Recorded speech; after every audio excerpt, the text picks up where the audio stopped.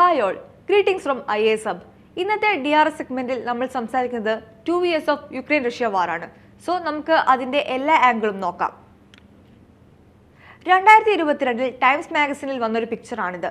ഗർഭിണിയായ യുവതിയെ സൈന്യം ആശുപത്രിയിൽ എത്തിക്കാൻ നോക്കുന്ന ഒരു സീൻ. ഈ ഒരു സീനിന്റെ ഇൻഫ്ലുവൻസ് എന്താണെന്ന് വെച്ചാൽ ആശുപത്രിയിൽ എത്തിച്ച ശേഷം തന്നെ കുട്ടി പെട്ടെന്ന് മരണപ്പെടുകയും അരമണിക്കൂറിനകം തന്നെ അമ്മ മരിക്കുകയും ചെയ്യുന്ന ഒരു സാഹചര്യം ഉണ്ടായി. ഇന്ന് 2 വർഷങ്ങൾക്ക് ഇപ്പുറം നോക്കുമ്പോഴും യൂറോപ്പിലെ പ്രത്യേകിച്ച് യുക്രൈനിലെ അവസ്ഥ മാറ്റമൊന്നുമില്ലാതെ തുടരുകയാണ്. പുടിൻ ഈ ഒരു യുദ്ധം പ്രഖ്യാപിക്കുമ്പോൾ മാർച്ചോടെ യുദ്ധം തീരുമെന്നാണ് പ്രതീക്ഷിച്ചത്. എന്നാൽ 2 വർഷത്തിന് ശേഷം ഇപ്പോഴും ആ ഒരു യുദ്ധം മുന്നോട്ട് പോവുകയാണ്. യുക്രൈനാണ് ഇപ്പോൾ ഏറ്റവും കൂടുതൽ ബാധിക്കപ്പെട്ടിരിക്കുന്നത്. സോ നമുക്ക് എന്തൊക്കെയാണ് അവരുടെ ഈ ഒരു യുദ്ധം ഉണ്ടാകാനുള്ള സാഹചര്യം, അതിന്റെ നിലവിലത്തെ ഗ്ലോബൽ ഇംപ്ലിക്കേഷൻസ് എന്താ നോക്കാം. Background of Russia Ukraine conflict. Russia Ukraine conflict ഈ 2022 മാത്രം സ്റ്റാർട്ട് ചെയ്തൊരു സംഭവമല്ല. കൃത്യമായിട്ട് പറയുവാണെങ്കിൽ USSRന്റെ ഡിസിൻറ്റിഗ്രേഷൻ മുതൽ തന്നെ ഈ ഒരു വാറിനുള്ള ഒരു ഫ്യൂവലിംഗ് ഉണ്ടായിരുന്നു. 2014 ക്രീമിയയുടെ അനക്സേഷൻ വഴി അതിന്റെ ഫസ്റ്റ് സ്റ്റെപ്പ് നടന്നു. ക്രീമിയ UPSC ആസ്പിറൻസിന് വളരെയധികം ഇമ്പോർട്ടൻ്റ് ആണ്. കാരണം ഇവിടെ 2 സി ആണുള്ളത്, സീ ഓഫ് അസവും ബ്ലാക്ക് സീയും. ഈ 2 സ്ഥലം UPSC പ്രിലിംസിന് ഏറെ പൊട്ടൻഷ്യൽ ആയിട്ടുള്ള ഒരു ഏരിയ ആണ്. സോ ഈ ക്രീമിയയുടെ അനക്സേഷൻ നടക്കുന്ന ഒരു സാഹചര്യം ഉണ്ടാവുന്നു.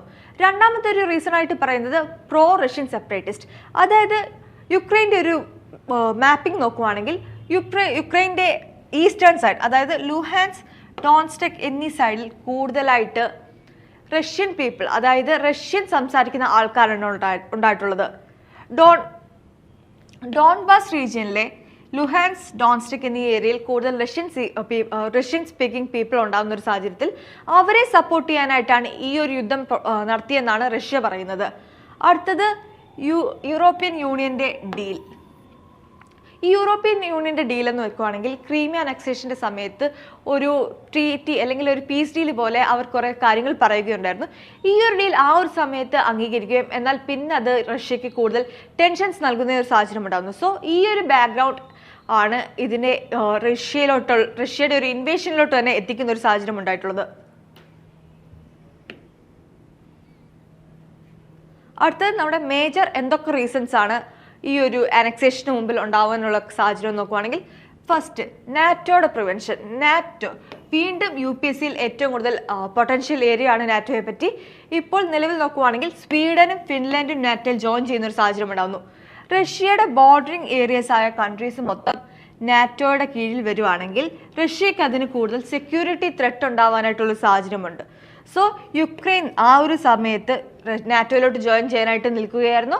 അപ്പോൾ നാറ്റോയിലോട്ടുള്ള ജോയിനിങ് യുക്രൈനെ തടയുക എന്നതായിരുന്നു റഷ്യയുടെ മെയിൻ എയിം. സോ അതിൻ്റെ സെക്യൂരിറ്റി ത്രെറ്റിനെ ബേസ് ചെയ്തിട്ട് നാറ്റോയുടെ എക്സ്പാൻഷൻ വഴി ഉള്ള ഒരു പ്രിവെൻഷൻ ആയിരുന്നു ഈ ഒരു റഷ്യ വാർ ഡിക്ലെയർ ചെയ്യാനായിട്ടുള്ള ഒരു കാര്യം. പിന്നെ നേരത്തെ നമ്മൾ സംസാരിച്ച പോലെ ഡോൺസ്റ്റെക് പ്രൊവിൻസിൽ കൂടുതൽ റഷ്യൻ സ്പീക്കിംഗ് ആയിട്ട് സംസാരിക്കുന്ന ആൾക്കാരുണ്ട്. അവർക്ക് കൂടുതൽ ഓട്ടോണോമി നൽകാനായിട്ടാണ് ഈ ഒരു യുദ്ധത്തിലോട്ട് പോയതാണ് റഷ്യ ഇപ്പോൾ പറയുന്നത്. സോ അതാണ് ഇതിൻ്റെ ഒരു കാര്യമെന്ന് പറയുന്നത്. So current status of Russia Ukraine war. 2 വർഷമായിട്ട് നടക്കുന്ന ഈ ഒരു യുദ്ധത്തിൽ എന്താണ് സംഭവിച്ചത്? February 24 പുടിൻ ഈ വാർ ഡിക്ലെയർ ചെയ്യുന്ന സമയത്ത് എത്രയും പെട്ടെന്ന് വാർ തീരുവെന്ന തരത്തിലായിരുന്നു പുടിൻ കണ്ടൊരു സ്വപ്നം. എന്നാൽ അതിപ്പോഴും 2 വർഷത്തിന് ശേഷം വലിയ മാറ്റമില്ലാതെ തുടരുകയാണ്. ഈ ഒരു മാപ്പിംഗ് നോക്കുവാണെങ്കിൽ February 24 ബിഫോർ ഇൻവേഷൻ ക്രീമിയ മാത്രമാണ് റഷ്യയുടെ കയ്യിൽ. ഒപ്പം തന്നെ ഇത് പ്രോ റഷ്യ ആൾക്കാർ സപ്പോർട്ട് ചെയ്യുന്നൊരു സ്ഥലം. മാർച്ച് 22 റഷ്യയുടെ റാപ്പിഡ് അഡ്വാൻസ്ഡ് ആണ്. ഈ സ്ഥലങ്ങളെല്ലാം റഷ്യക്ക് കീഴിലാവുന്നു. കേഴ്സൺ, മാരിപ്പോൾ തുടങ്ങിയ സ്ഥലങ്ങളെല്ലാം റഷ്യയുടെ കീഴിലാവുന്ന ഒരു സാഹചര്യം ഉണ്ടാവുന്നു. നവംബർ 22 ആ ഒരു സമയത്ത് യുക്രൈൻ തിരിച്ച് ഫൈറ്റ് ചെയ്യുവാണ്. അവർ റഷ്യയുടെ കീഴിലുണ്ടായിരുന്ന സ്ഥലങ്ങളെല്ലാം തിരിച്ചു പിടിക്കുന്നു. പ്രത്യേകിച്ച് കാർക്കൈവ്, കേഴ്സൺ പോലുള്ള സ്ഥലങ്ങൾ തിരിച്ചു പിടിക്കുന്ന ഒരു സാഹചര്യം ഉണ്ടാവുന്നു. വീണ്ടും ഇപ്പോൾ February 24 നോക്കുവാണെങ്കിൽ ചില സ്ഥലങ്ങൾ വീണ്ടും റഷ്യ തിരിച്ചു പിടിക്കുന്ന ഒരു സാഹചര്യം ഉണ്ടാകുന്നു. അതായത് ഗീവ് ആൻഡ് ടേക്ക് പോളിസിയാണ്. റഷ്യ ഒരിക്കലും വിചാരിച്ചില്ല യുക്രൈൻ ഇത്രയും നാള് ഫൈറ്റ് ബാക്ക് ചെയ്യുമെന്ന് റഷ്യ വിചാരിച്ചില്ല. യുക്രൈനും ഇതേപോലെ തങ്ങൾക്ക് കൂടുതൽ സപ്പോർട്ട് കിട്ടുമെന്നുള്ള തരത്തിൽ ഫൈറ്റ് ബാക്ക് ചെയ്തുകൊണ്ടിരിക്കുകയാണ്. സോ ഈ ഒരു ഫൈറ്റ് ബാക്കിന്റെ നിലവിലുള്ള സാഹചര്യത്തിൽ എന്തൊക്കെയാണ് കറന്റ് ഇമ്പാക്ട്സ് നടക്കുന്നതെന്ന് നോക്കുവാണെങ്കിൽ, sanctions on Russia. Around 500+ sanctions ആണ്, ഉപരോധമാണ് റഷ്യക്ക് മുകളിൽ വന്നിട്ടുള്ളത്. പിന്നെ ഹ്യൂമൻ റൈറ്റ് വയലേഷൻസ്. നമുക്കറിയാം ഒരു യുദ്ധം നടക്കുമ്പോൾ വാർ ക്രൈംസ് ഒത്തിരി ഉണ്ടാവുന്നുണ്ട്. So many war crimes are happening in Ukraine and in Russia. രണ്ട് സ്ഥലത്തും നടക്കുന്നുണ്ട്. ഒത്തിരി ആൾക്കാർക്ക് കാഷ്വാലിറ്റീസ് ഉണ്ടാവുന്നു, ഒത്തിരി ഡെത്ത്സ് റിപ്പോർട്ട് ചെയ്യുന്നു, ഒത്തിരി ഇഞ്ചുറീസ് ഉണ്ടാവുന്നു. ഇതും ഈ ഒരു സാഹചര്യത്തിൽ തന്നെ ഉണ്ടാവുന്ന ഒന്നാണ്. പിന്നെ യുക്രൈനെ സപ്പോർട്ട് ചെയ്യാനായിട്ട് US ആണെങ്കിലും യൂറോപ്യൻ യൂണിയൻ ആണെങ്കിലും കൂടുതൽ ഫണ്ട്സ് അലൗട്ട് ചെയ്യുന്നു, കൂടുതൽ ഡോളേഴ്സ് അവർക്ക് വേണ്ടി മാറ്റി വെക്കുന്ന ഒരു സാഹചര്യം ഉണ്ടാവുന്നു. സോ US-ന്റെ കാര്യം നോക്കുവാണെങ്കിൽ അവർക്ക് റഷ്യ കൗണ്ടർ ചെയ്യുക, അതോടൊപ്പം തന്നെ റഷ്യയുടെ ഒരു ഹെഗമണി നിർത്തുക എന്നുള്ളതാണ് US-ന്റെയും അതോടൊപ്പം തന്നെ നാറ്റോയുടെയും ഒരു ഉദ്ദേശം. സോ അതിനുവേണ്ടി അവർ യുക്രൈനെ പ്രൊമോട്ട് ചെയ്യുന്ന ഒരു സാഹചര്യം ഉണ്ടാകുന്നു. യുക്രൈനിന് എല്ലാ തരത്തിലുള്ള മിലിറ്ററി എയ്ഡ് ആണെങ്കിലും ഫൈനാൻഷ്യൽ എയ്ഡ് നൽകുന്ന ഒരു സാഹചര്യമാണ് നിലവിലുള്ളത്. സോ 2 വർഷം ഒത്തിരി ഈവൻറ്റ്സ് ഉണ്ടായിട്ടുള്ള ഒരു സംഭവമാണ് Russia Ukraine war. So major events എന്ന് നോക്കുവാണെങ്കിൽ black sea grain initiative, UN broker ഡീലായ black sea grain initiative Turkey Russia Ukraine വഴി ഫുഡ് ഇമ്പോർട്ട്സ് നൽകുന്ന ഒരു ഡീലാണ്.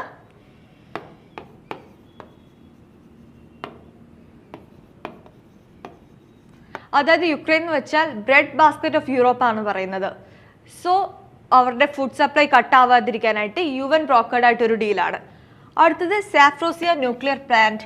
അവിടെ ഒരു ഡിസാസ്റ്റർ പോലെ ഉണ്ടാവുകയും അത് യൂറോപ്പിൽ തന്നെ ലാർജസ്റ്റ് ന്യൂക്ലിയർ റിയാക്ടറാണ്. സോ അതിനെന്തെങ്കിലും പറ്റുമോ അല്ലെങ്കിൽ അതിനെ റേസ് ചെയ്തൊരു കൺസേൺ ഉണ്ടാവുന്നു. പിന്നെ Nordic pipe line, sabotage of Nordic pipe line. നമുക്കറിയാം യൂറോപ്പ് പോലുള്ള സ്ഥലത്ത് ഭയങ്കര അധികം തണുപ്പാണ്. സോ ഈ തണുപ്പിനെ അവർ കൗണ്ടർ ചെയ്യാനായിട്ട് ഗ്യാസ് വഴിയുള്ള ഫ്യൂംസ് ആണ് അവർ കൂടുതൽ യൂസ് ചെയ്യുന്നത്. സോ അതിനെ എതിരെ കൗണ്ടർ ചെയ്യുന്ന ഒരു സാഹചര്യം ഉണ്ടാവുന്നു. സോ ഇതെല്ലാം ഈ ഒരു മേജർ ഇവൻറ്റ്സ് ആണ്. പിന്നെയുള്ള മേജർ ഇവൻറ്റ്സ് എന്ന് പറയുമ്പം അദ്വിക്ക എന്ന് പറയുന്ന ഒരു സ്ഥലം റഷ്യ അനക്സ് ചെയ്യുന്ന ഒരു സാഹചര്യം ഉണ്ടാവുന്നുണ്ട്. അതോടൊപ്പം തന്നെ കക്കാവ എന്ന് പറയുന്ന ഒരു ഡാമിന്റെ കൊളാപ്സ് ഉണ്ടാവുന്നുണ്ട്. സോ ഈ 2 വർഷത്തിനിടയ്ക്ക് ഹ്യൂമാനിറ്റേറിയൻ ക്രൈസിസ് പോലെ പല കാര്യങ്ങളും അവിടെ ഉണ്ടാവുന്നു. സോ എന്നാലും റഷ്യയും യുക്രൈനും വാർ കണ്ടിന്യൂ ചെയ്യുന്നുള്ള തരത്തിലാണ് മെയിനായിട്ടുള്ള കാര്യം.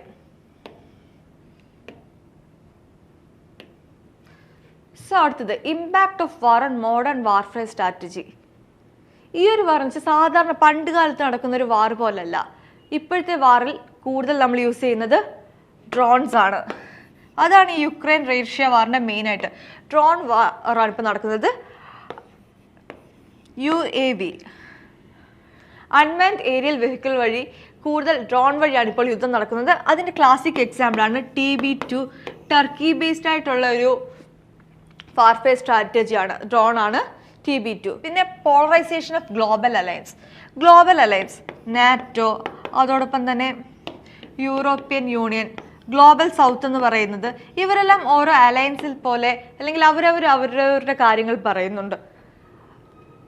നാറ്റോ ആണെങ്കിൽ യുക്രൈനെ സപ്പോർട്ട് ചെയ്ത് പറയുന്നു, യൂറോപ്യൻ യൂണിയൻ യുക്രൈനെ സപ്പോർട്ട് ചെയ്യുന്നു പറയുന്നു.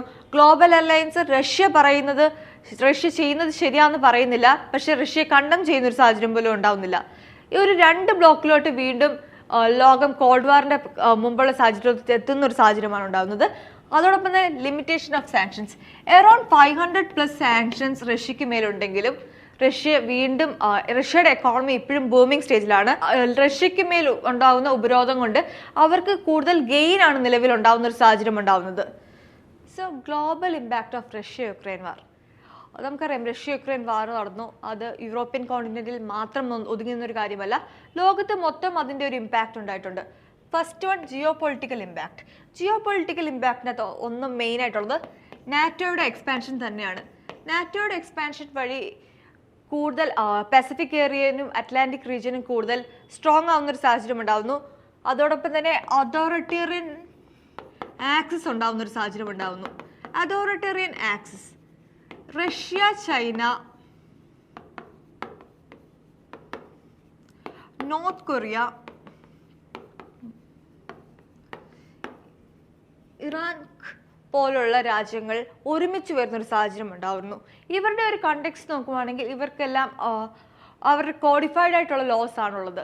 സോ ഈ അതോറിറ്റേറിയൻ ആക്സിസ് രൂപപ്പെടുന്ന ഒരു സാഹചര്യം ഉണ്ടാകുന്നുണ്ട്. എല്ലാ ആൾക്കാരും ഏതിൽ പോളിലോട്ട് പോകുന്നുണ്ട്, അല്ലെങ്കിൽ ഇന്ത്യ പോലുള്ള രാജ്യങ്ങൾ ഈ 2 ഇതിലും നിൽക്കുന്ന ഒരു സാഹചര്യം ഉണ്ടാകുന്നു. സോ ജിയോ പൊളിറ്റിക്കലി നോക്കുവാണെങ്കിൽ ഈ ഒരു വാർ ഏറെ പ്രത്യേകതയുള്ളതാണ്. അടുത്തത് ഹ്യൂമാനിറ്റേറിയൻ ക്രൈസിസ് നോക്കുവാണെങ്കിൽ അറൌണ്ട് 10,000 സിവിലിയൻ ഡെത്ത് ആണ് ഇപ്പോൾ തന്നെ UN പറഞ്ഞിട്ടുള്ളത്. അതായത് യുക്രൈൻ്റെ സൈഡിൽ 10,000, അതോടൊപ്പം തന്നെ റഷ്യ പറഞ്ഞ അറൌണ്ട് 40,000 സോൾജേഴ്സിൻ്റെ ഡെത്തും റഷ്യ ക്ലെയിം ചെയ്യുന്നുണ്ട്. റെഫ്യൂജി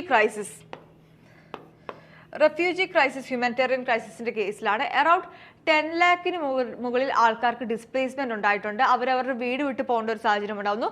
8 lakhോളം ആൾക്കാർ മറ്റ് രാജ്യങ്ങളിൽ എത്തുന്ന ഒരു സാഹചര്യം ഉണ്ടാകുന്നുണ്ട്. അവരവിടെ റെഫ്യൂജി ആയിട്ട് നിൽക്കുക എന്നാണ് UNHRCയുടെ ഒരു കണക്ക് പറയുന്നത്.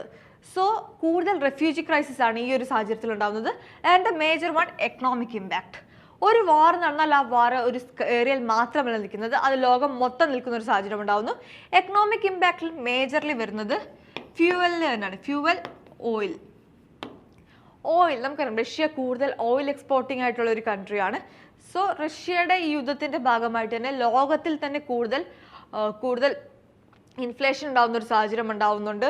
ഫ്യൂവൽ ഓയിലിന് പ്രൈസ് ഹൈക്ക് ഉണ്ടാകുന്നുണ്ട്. ഫുഡ് ഷോർട്ടേജ് സപ്ലൈ ഉണ്ടാകുന്നുണ്ട്. അതോടൊപ്പം തന്നെ ലോജിസ്റ്റിക്സിന്റെ കാര്യത്തിൽ സപ്ലൈ ചെയിൻ്റെ ഒരു റെസിലിയൻസ് ഉണ്ടാകുന്നുണ്ട്. ഈ ഒരു പല എക്കണോമിക് ഇമ്പാക്റ്റ് ഈ റഷ്യ യുക്രൈൻ വാറിന്റെ ഭാഗമായിട്ടുണ്ടാവുന്നുണ്ട്.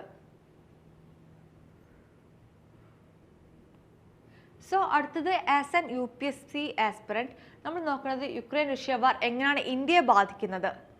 ഒന്ന് മേജറായിട്ട് ഇതിൻ്റെ ഒരു ചാലഞ്ച് ഉണ്ടാകുന്നത് നമ്മുടെ എക്കണോമിക് ചാലഞ്ച് തന്നെയാണ്. നമ്മുടെ ഓവറോൾ ഇൻഫ്ലേഷൻ കൂടാനായിട്ട് ഒരു സാഹചര്യം ഉണ്ടായിട്ടുണ്ട്. ഇൻഫ്ലേഷൻ കൂടുകയാണെങ്കിൽ ഓബിയസ്ലി നമ്മുടെ റുപ്പി ഡിപ്രീസിയേഷന് ഒരു സാഹചര്യം ഉണ്ടായിട്ടുണ്ട്. അതോടൊപ്പം തന്നെ ചില ബിസിനസ്സിനെ ഇത് ബാധിച്ചിട്ടുണ്ട്. പ്രത്യേകിച്ച് എനർജി സെക്ടറിലുള്ള ബിസിനസ്സിനെ ഇത് ബാധിച്ചിട്ടുണ്ട്. ടൂറിസം, ഈ വക അടക്കമുള്ള മേജർ എക്കണോമിക് സെക്ടേഴ്സിനെ ഇത് ബാധിക്കുന്ന ഒരു സാഹചര്യം ഉണ്ടാകുന്നുണ്ട്. ഇതിൻ്റെ ഒരു ഇന്ത്യയുടെ ഒരു സ്റ്റാൻഡ്, പ്രത്യേകിച്ച് റഷ്യ യുക്രൈൻ പോലുള്ള ഒരു വാറിൽ ഇന്ത്യ ഏതൊരു സ്റ്റാൻഡ് എടുക്കുകയെന്ന് നോക്കുകയാണെങ്കിൽ ഇന്ത്യ നേരത്തെ തന്നെ നമുക്കറിയാം, ഇന്ത്യ മേജറായിട്ടുള്ള ഒരു ഇതിലും പോയി തല വെക്കുന്ന ഒരു രാജ്യമല്ല. എല്ലാം ഒരു മിഡിൽ പാത്ത് തന്നെ ഫോക്കസ് ചെയ്യുന്ന ഒരു രാജ്യമാണ്. ഇന്ത്യ ഇതുവരെ വന്നിട്ടുള്ള ഒരു റെസൊല്യൂഷനിലും പാസ് ചെയ്തിട്ടില്ല, റഷ്യയെ കൗണ്ടർ ചെയ്തിട്ടില്ല എന്നുള്ളൊരു കാര്യമാണ്. ഇന്ത്യ എപ്പോഴും ഒരു ബാലൻസ്ഡ് ആക്ട് ആണ് എടുക്കുന്നത്. അതായത് ഇന്ത്യ ഒരിക്കലും റഷ്യയും കൗണ്ടർ ചെയ്യുന്നില്ല. അതോടൊപ്പം തന്നെ സാങ്ഷൻസ് കൊണ്ടുവരുന്ന രാജ്യങ്ങളെ, പ്രത്യേകിച്ച് US പോലുള്ള ആലൈസിനെ ഇന്ത്യ കൗണ്ടർ എഫക്ട് ചെയ്യുന്നില്ല. ഇന്ത്യയുടെ പുതിയൊരു തിയറിയാണ് പ്രാക്ടിക്കൽ, എന്താണ് നോക്കുന്നത് അതനുസരിച്ചുള്ള പ്രാക്ടിക്കലായിട്ടുള്ള തീരുമാനമാണ് നിലവിൽ ഇന്ത്യയുടെ സ്റ്റാൻസ് ആയിട്ട് പറയുന്നത്. അടുത്തത് ഈ റഷ്യ യുക്രൈൻ വാറിന്റെ ഒരു കൂടുതൽ ഇമ്പോർട്ടൻസ് ഒക്കെ ഇൻഡോ പസഫിക്. നമുക്കറിയാം ഈയിടെയായിട്ട് ഏറ്റവും കൂടുതൽ കറണ്ട് അഫയേഴ്സിൽ വരുന്ന ഒരു വാക്കാണ് Indo Pacific. So Indo Pacific നേഷൻ്റെ അകത്ത് ഇന്ത്യക്ക് കൂടുതൽ ഒരു സ്ട്രാറ്റജിക് അധികാരമുണ്ട്. സോ ഈ ഒരു സാഹചര്യത്തിൽ ഇൻഡോ പസഫിക് ഏരിയയിൽ കൂടുതൽ ഓട്ടോണോമി നൽകാനായിട്ട് ഈ റഷ്യ യുക്രൈൻ വാർ സഹായിക്കും. അതോടൊപ്പം തന്നെ ഈ റഷ്യ യുക്രൈൻ വാറിന്റെ ഇന്ത്യ ഒരു ലീഡറായി നിൽക്കുകയാണെങ്കിൽ നമ്മുടെ ഒരു എയിമായ UN സെക്യൂരിറ്റി കൗൺസിലോട്ടുള്ള എൻട്രി ഇത് കൂടുതൽ സഹായിക്കുന്ന ഒരു സാഹചര്യം ഉണ്ടാകും. സോ ഇന്ത്യയുടെ നോക്കുകയാണെങ്കിൽ ഇന്ത്യയുടെ ഒരു നിലവിലുള്ള ഈ മിഡിൽ പാത്ത് തന്നെ ആയിരിക്കും ഇന്ത്യയെ കൂടുതൽ മുമ്പോട്ട് എത്തിക്കുന്നത്. ഇപ്പോൾ 2 വർഷത്തെ അടുപ്പിച്ചിരിക്കുന്ന ഈ ഒരു യുദ്ധത്തിൽ നമ്മൾ ഈ ഒരു വർഷമെങ്കിലും അതിനൊരു കൺക്ലൂഷൻ ഉണ്ടോ എന്നാണ് പ്രതീക്ഷിക്കുന്നത്. പ്രത്യേകിച്ച് സെലൻസ്കി ഇപ്പോൾ നിലവിൽ 10 point പീസ് ക്ലോസ് മുമ്പോട്ട് വെക്കുന്ന ഒരു സാഹചര്യം ഉണ്ടാകുന്നു. അതോടൊപ്പം തന്നെ റഷ്യയും അവരും ഈ പീസ് ക്ലോസ് മുമ്പിൽ വെക്കുന്ന ഒരു സാഹചര്യം ഉണ്ടാകുന്നു. സോ നമുക്ക് നോക്കാം ഏതൊരു തരത്തിൽ വരുന്ന മാസങ്ങളിൽ അല്ലെങ്കിൽ വരുന്ന വർഷങ്ങളിൽ ഈ ഒരു യുദ്ധത്തിന് ഒരു എൻഡ് ഉണ്ടാവുമെന്ന് നമുക്ക് നോക്കാവുന്നതാണ്. സോ ഈ വീഡിയോ ഉപകാരപ്പെട്ടെന്ന് പ്രതീക്ഷിക്കുന്നു. എന്തെങ്കിലും ഡൗട്ട് ഉണ്ടെങ്കിൽ കമന്റ് സെക്ഷനിൽ ചോദിക്കാവുന്നതാണ്. ഒപ്പം തന്നെ നമ്മുടെ വീഡിയോ ലൈക്ക് ചെയ്യുക, ചാനൽ സബ്സ്ക്രൈബ് ചെയ്യുക. അടുത്ത ആഴ്ചയും ഇതേപോലെ കണ്ടംപററി ആയ ഒരു ടോപ്പിക്കിൽ DR സെഗ്മെന്റ് ഉണ്ടാവുന്നതാണ്.